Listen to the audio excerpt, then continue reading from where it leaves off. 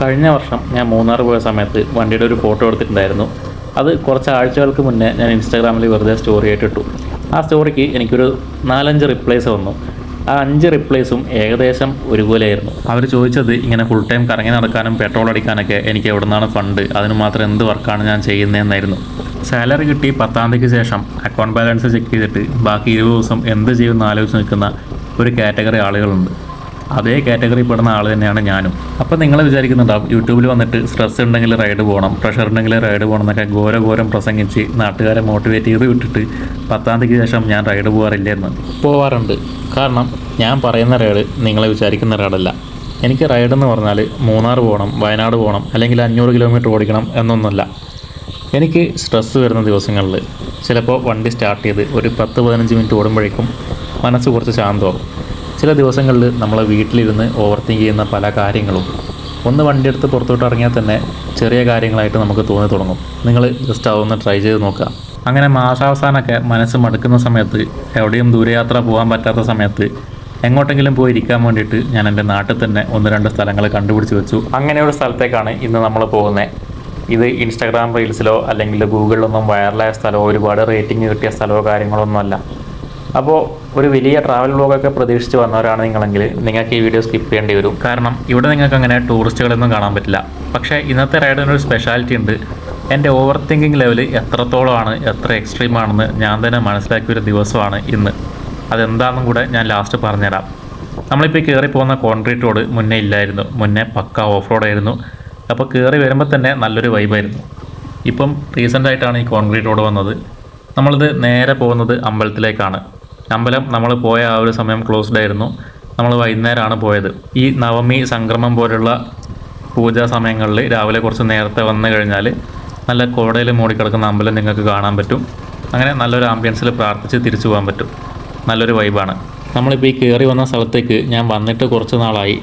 അപ്പോൾ മുന്നേ വന്ന സമയത്ത് ഈ ബ്ലോക്കും കാര്യങ്ങളൊന്നും ഇല്ലായിരുന്നു. ഇന്ന് നമ്മളിവിടെ വണ്ടി വെച്ച് കുറച്ച് ഉള്ളോട്ടേക്ക് നടക്കേണ്ട അവസ്ഥയാണ്. പക്ഷെ എന്നാലും കുഴപ്പമില്ല, ആ ഒരു ആംബിയൻസിന് ഇപ്പോഴും ഒരു മാറ്റമില്ല. കാലാവസ്ഥ മാറുന്നത് വളരെ പെട്ടെന്നാണ്. ഇപ്പോൾ വെളിച്ചമുണ്ടെങ്കിലും മഴക്കാർ വന്നു കഴിഞ്ഞാൽ ഇവിടെ വല്ലാതെ ഇരുടാവും.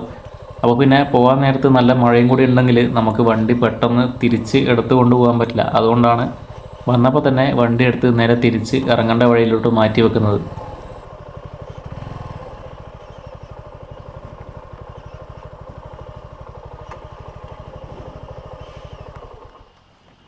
അത് ഞാൻ കരുതത് ഈ ഭാഗത്ത് ഞാൻ മാത്രമേ ഉള്ളൂ എന്നാണ്. പക്ഷേ ഞാൻ മാത്രമായിരുന്നില്ല, ഇവിടെ വേറെ 2 പേര് കൂടി ഉണ്ടായിരുന്നു. അപ്പോൾ അതുകൊണ്ടാണ് ഞാൻ പെട്ടെന്ന് ക്യാമറ ഓഫ് ചെയ്തത്. വണ്ടിയുടെ കയറിയിട്ടുണ്ട്. ഒരു കപ്പിൾസിൻ്റെ പ്രൈവസിയിലേക്കാണ് ഞാൻ അതിക്രമിച്ച് ബൈക്ക് ഓടിച്ച് കയറ്റി വന്നത്. അത് വളരെ മോശമായിപ്പോയി. എന്തായാലും ഇതാണ് ഞാൻ പറഞ്ഞ സ്ഥലം. ഇവിടുന്ന് ഈ മരം വീണ് കിടക്കുന്നതിൻ്റെ അങ്ങോട്ടേക്ക് നമുക്ക് വണ്ടി കൊണ്ടുപോകാൻ പറ്റുമായിരുന്നു. ഇപ്പോൾ അവിടെ ബ്ലോക്കായിപ്പോയി. പക്ഷേ ഉള്ളോട്ടുള്ള സ്ഥലം ഞാൻ നിങ്ങൾക്ക് നടന്ന് കാണിച്ചു തരാം. ഇതാണ് നമ്മുടെ ലൊക്കേഷൻ. നമ്മളിപ്പോൾ കാണുന്ന ഈ ഒരു വീണ് കിടക്കുന്ന മരവും മരച്ചില്ലകളൊക്കെ ശരിക്കും ഒരു കവാടം പോലെയാണ്. ഇതിൻ്റെ അപ്പുറത്തേക്ക് നമ്മൾ സ്റ്റെപ്പ് ചെയ്യുന്നത് വേറെ തന്നെ ഒരു ലോകത്തേക്കാണ്. കാരണം ഇതിൻ്റെ ഇപ്പുറത്തേക്ക് നല്ല കാറ്റും അതുപോലെ തന്നെ വെള്ളച്ചാട്ടത്തിൻ്റെ സൗണ്ടും ഒക്കെ കൂടെ ഒരു സ്വർഗത്തിലെത്തിയ ഫീലാണ്. ശരിക്കും കുറച്ചുകൂടെ മുന്നോട്ട് നടന്നാൽ നമുക്ക് അവിടെ താഴെയുള്ള വ്യൂ ഒക്കെ നല്ല കറക്റ്റായിട്ട് കാണാൻ പറ്റും. ഇതാണ് നമ്മളെ സ്ഥലം. നമ്മളെ ക്യാമറയിലൂടെ കാണുന്ന സമയത്ത് ഇതിൻ്റെ ബ്യൂട്ടി എത്രത്തോളം നിങ്ങൾക്ക് മനസ്സിലാവുന്നുണ്ടെന്ന് അറിയില്ല. പക്ഷേ നിങ്ങൾ കണ്ണൂർ ഇരിട്ടി ഭാഗത്തൊക്കെ ഉള്ളവരാണെങ്കിൽ ജസ്റ്റ് ഒന്ന് ഇങ്ങോട്ട് വന്ന് നോക്കുക. നല്ല വൈബാണ്. ഫ്രണ്ട്സൊക്കെ ആയിട്ട് വരുന്നതാണെങ്കിൽ ഇവിടേക്ക് ഇരുന്ന് ഒരുപാട് നേരം സംസാരിച്ചിട്ടൊക്കെ പോകാൻ പറ്റും. നല്ലൊരു എക്സ്പ്ലോർ ചെയ്യാൻ പറ്റിയൊരു ലൊക്കേഷനാണ്. കുറച്ച് മഴ പെയ്ത് കഴിഞ്ഞാൽ ഇവിടെ മുഴുവൻ കോടയാവും. ഒറ്റയ്ക്ക് വരുന്നത് പരമാവധി ഒഴിവാക്കുക. ഞാനിവിടെ വരുന്ന സമയത്ത് വ്യൂ ആസ്വദിച്ച് 2 പേര് ഇവിടെ ഇരിക്കുന്നുണ്ടായിരുന്നു. അതുകൊണ്ട് ഞാൻ തിരിച്ച് വണ്ടിയുടെ അടുത്തേക്ക് പോയി. പിന്നെ അവർ പോയതിന് ശേഷമാണ് ഞാൻ ഇങ്ങോട്ട് കയറിയത്.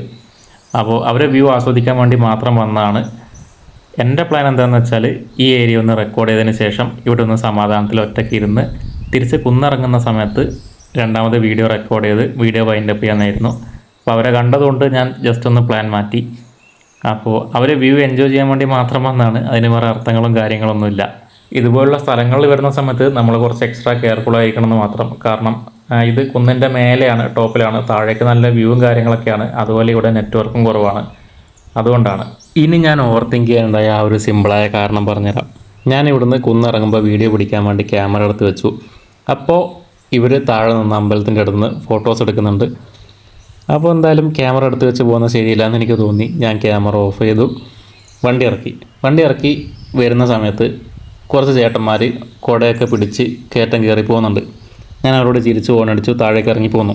ഈ കുന്നുമൊത്തം ഇറങ്ങി കുറച്ച് സമയം സ്ട്രെയിറ്റ് റോഡിൽ ഓടിക്കാൻ തുടങ്ങിയപ്പോഴേക്ക് എനിക്ക് ഓവർ തിങ്കിങ് സ്ട്രൈക്കായി. എന്തുകൊണ്ടാണെന്നറിയില്ല.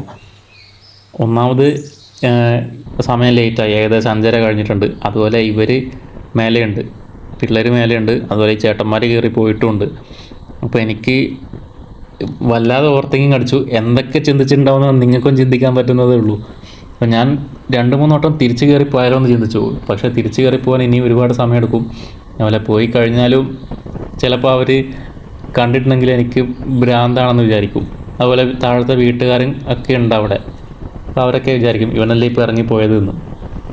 അതുകൊണ്ട് ഞാൻ ജസ്റ്റ് അവർ വരുന്നവരെ കുറച്ച് സമയം താഴെ വെയിറ്റ് ചെയ്തു. അപ്പോൾ അവർ വരുന്നതൊന്നും കണ്ടില്ല. പിന്നെ ഞാൻ നൈസായിട്ട് എല്ലാം എൻ്റെ ഓവർ തിങ്കിങ് ആയിരിക്കും എന്ന് വിചാരിച്ച് വണ്ടി പതിയെ വിട്ടു. അപ്പോഴാണ് എൻ്റെ ഓവർ തിങ്കിങ് എത്രത്തോളം എക്സ്ട്രീം ലെവലിലാണെന്ന് എനിക്ക് മനസ്സിലായത്.